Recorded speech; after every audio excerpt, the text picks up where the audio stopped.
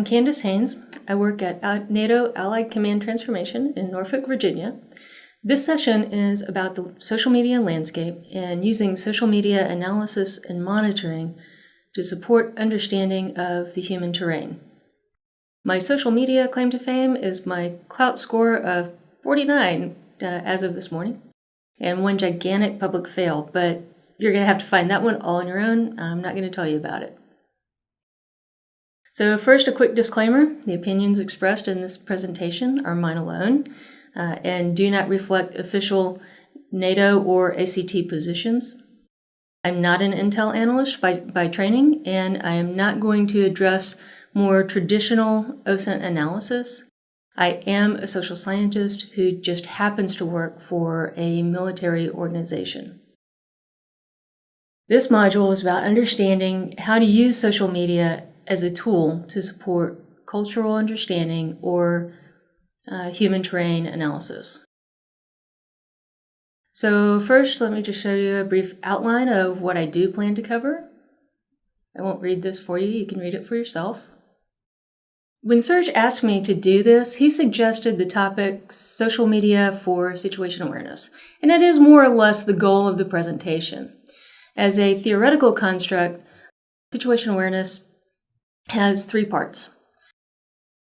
The first part, perception of elements in the environment within a volume of space and time.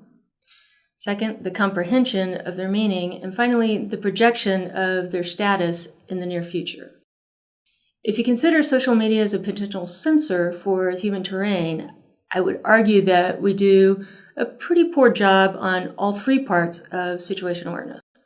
That being said, I will attempt to clarify how social media can contribute to each part of SA with a focus on comprehension, because I think that's actually the weakest point for the military. So why pay attention to social media? This list is based on work that was conducted under the Multinational Capability Development Campaign. If you are familiar with the Multinational Experiment Series, MCDC is a multinational academic cooperation to advance defense capability development.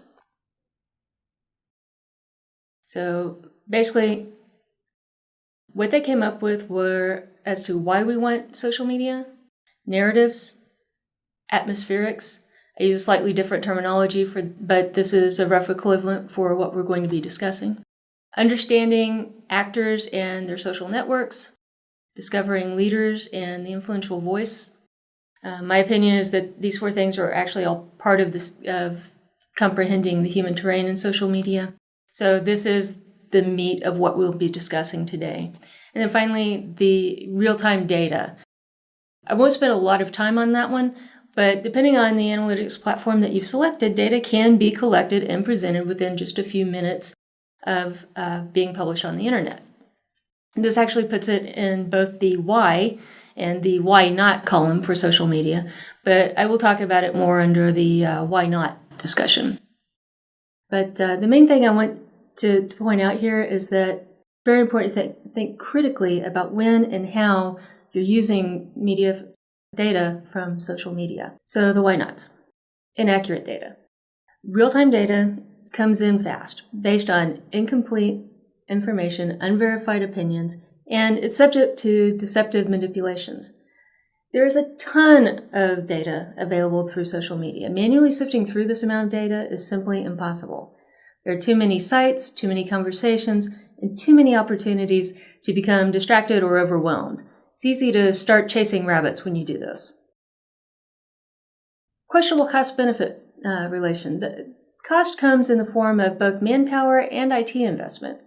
So any use of social media requires proper planning and resourcing. If you don't plan, don't train, and don't provide the proper organizational foundation for analyzing social media, then you will throw a lot of money at the problem and receive very little benefit in return. And finally, so now we're going to talk about the crowd a bit. Homogeneity of the crowd, errors of the crowd. As in real life, people tend to hang out with like-minded people on the internet. If you aren't careful, you'll find that you're only hearing one part of the story. The internet is the ultimate example of if someone said it, it must be true. Ideas, stories, opinions are repeated over and over until they become accepted as fact. Human memory is highly subject to suggestion, and in social media, suggestion rules the day. I would claim that the opposite is true for each of these points.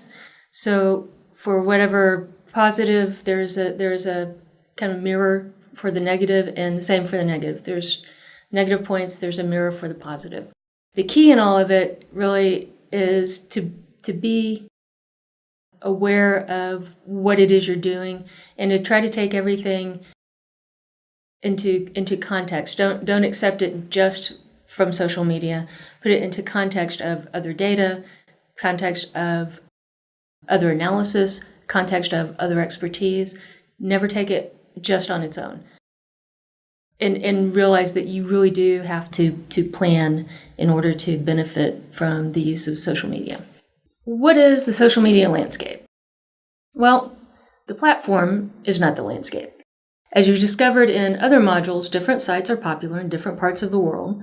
Websites differ in ways that they allow users to interact with one another, and the level of engagement or investment in online interactions differs according to a number of demographic and personal variables.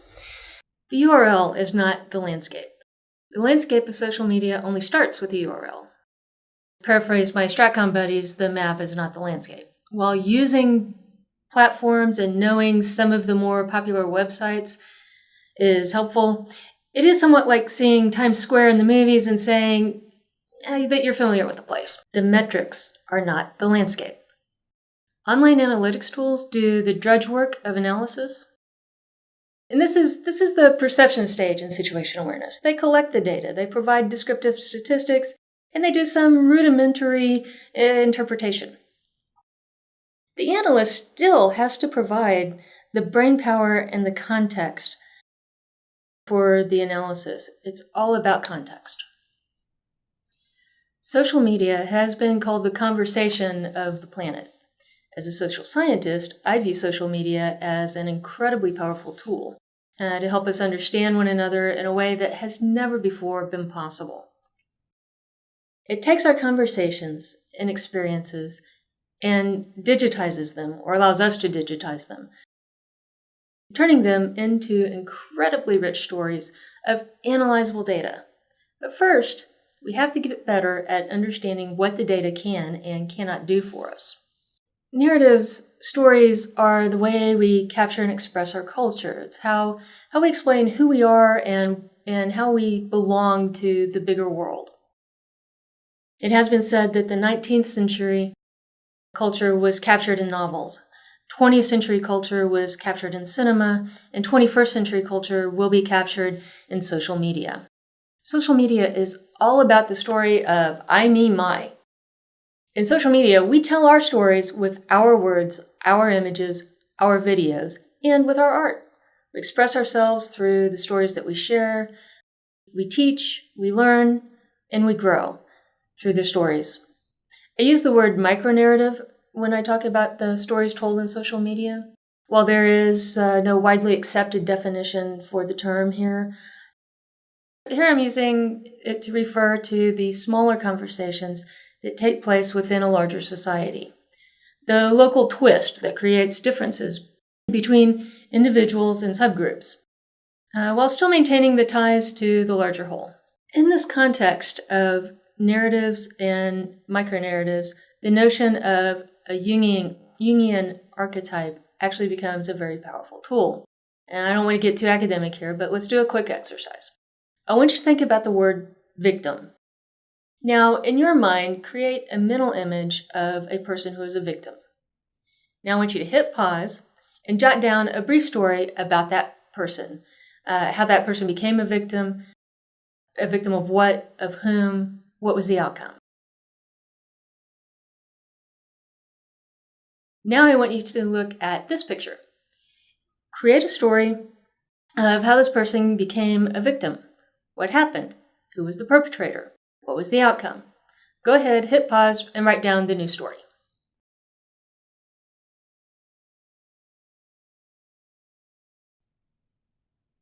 I will guess that if we were in a live setting, the first stories that you wrote vary widely, with male and female victims of various ages, various backgrounds, victimized in different ways by different people, circumstances, and or events. And I will also guess that the second story written by each of you would be far more convergent, more similar. You started with the same mental image, which already focuses your thinking around a shared theme. There will still be differences based on your unique experiences and backgrounds, but there will also be a greater number of common elements. And that is the power of an archetype. So what is an archetype? An archetype might be used to refer to archetypal events such as birth, death, war. It might refer to archetypal figures, the old crone, the young maiden, father, child, devil, god, warrior, hero, villain, or victim. Or archetypal motifs of the apocalypse or creation. Each of these words embodies a powerful narrative about what it means to be at war, to be a hero, to see the apocalypse. In a cultural analysis, an archetype is helpful because it allows us to take some mental shortcuts for learning by connecting something new to something familiar. In order to be able to do any sort of analysis, you have to make sure you have the right data from the start. This means finding local native speakers. The language requirement is far more than fluency. A local native speaker knows a lot more than just the language. The person knows about groups and subgroups. They know when local subgroups use different words to talk about the same idea, or when they use similar words to talk about different ideas. They understand the linguistic nuances that are missed by non-native speakers or native speakers that are not local. A local native speaker can also help you to evaluate the influence of individuals within a data set. Analytic surfaces can tell you a lot about an individual or a topic within that data set. It can tell you about number of followers, likes, comments, world. Let me offer two examples. So first we'll take women's issues. Women's issues were very prominent in social media around the recent Afghan elections. Women's issues were important for the UN and for NATO. But within Afghan society, only the media and a small number of stakeholders, activists, even mentioned it. For the vast majority of voters, the topic wasn't even on the radar. So again, next example, also Afghan elections, looking at the role of expats and their influence in local politics was completely underestimated. While circumstances in country may have driven these people away, their connections and the respect afforded to them by those who remained ran deep. As a result, their views were deeply influential in elections. Now, in the first example with the women, we learned that from our local contact that we really shouldn't be too impressed with the evidence of social media. And the second, we came to understand that even if the voices were geographically disconnected, they were deeply connected in terms of influence. And this was all based on having the local connection, the local native speaker who could explain to us what we were missing. If we'd relied on the analytics engines alone, we could never have understood the real situation. Local native speakers can help in understanding subgroups. Discriminating between different narrative groups is possible in social media. With the help of your local native speakers, groups can be distinguished based on things like their phrasing, the topic of conversation, or sentiment. You can actually tease out different subgroups within the same data set if you understand those little subtleties. From the NATO summit in Chicago, we were doing some analysis, and initially we were completely overwhelmed by the social media chatter about protests. So much so that we had trouble finding substantive conversations about NATO. It turned out to be very easy to separate the groups in this case by simply filtering on the word protest, and You can see the differences here, but sometimes the differences are more subtle. A local native speaker can help to distinguish subtleties of the language and allow an analyst to more accurately identify conversational subgroups. Avoiding traps and pitfalls. Don't chase the white cyber rabbit. We have seen headlines in the US where law enforcement officials acted on something they found in social media and ended up looking stupid. I mentioned some of the weaknesses of social media earlier, and this is where it all goes wrong. There are a few things that you can do to avoid the proverbial rabbit chase. First and foremost, understand that social media should never be your only data source. You have to have other data to put it into context. Today, we talked quite a bit about the value of local knowledge, but other good sources of additional data could include census data, merchant data, weather data, etc. It just depends on what you want to achieve with your analysis, which brings up the second point here. Plan your analysis based on critical information requirements. And make sure that you have the right data collection strategy to support the required analysis. And my final point on this topic, this is all about the power of the big picture and putting little things into context. You need an aggregate of data for any of your analysis to mean anything. I don't mean you always have to have big numbers, but you do have to be able to provide context to your data. Legal and ethical considerations. I am not a lawyer. I don't want to spend a whole lot of time on this or risk leading anybody astray, but it is worth mentioning that nations treat internet data and privacy in different ways. This is as much about culture and ethics as it is about legalities. So any plan to use social media analysis has to account for these issues. Check with the Command's legal office first. And then ask yourself this. If my data collection and analysis regime is reported on the 6 o'clock news, will I, or my leadership, be uncomfortable defending the work? It's that simple. And finally, I just want to provide you with a list of resources. Part of it is sort of the standards and legal aspects. Some of it is ideas for carrying out analysis, and some of it is for the description of different analytics platforms. And finally, please contact me if you want to chat. Here's my information.